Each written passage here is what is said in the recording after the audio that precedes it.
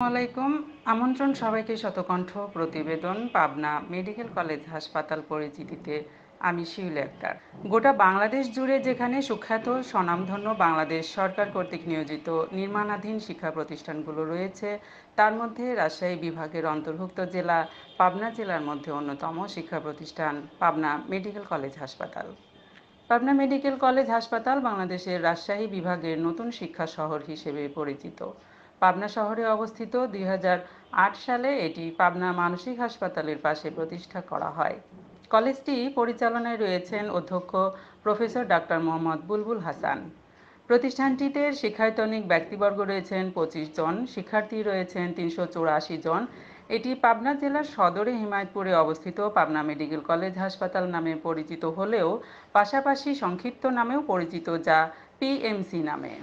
ছেলেদের জন্য একাডেমিক ভবন থেকে অদূরে একটি দ্বিতীয় তলা বিশিষ্ট ছাত্রাবাস রয়েছে। মেয়েদের জন্য রয়েছে একাডেমিক ভবনের অপর পাশে একটি মহিলা ছাত্রাবাস, যা তৃতীয় তলা বিশিষ্ট। ইন্টার্ন ডাক্তারদের জন্য রয়েছে পাবনা সদর হাসপাতাল সংলগ্ন 4টি ভবন, যার মধ্যে 3টি ভবন 3 তলা বিশিষ্ট ও একটি ভবন 1 তলা বিশিষ্ট। কলেজটি স্থাপন হওয়ায় একদিকে যেমন সুবিধা রয়েছে, যা ছাত্রছাত্রীদের পড়তে হচ্ছে না নানামুখী সমস্যায়, অন্যদিকে কমেছে দৌরাত্ম্য।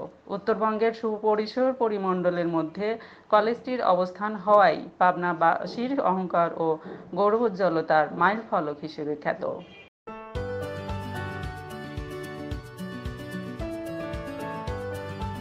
Subscribe our channel and don't forget to like, comment and share.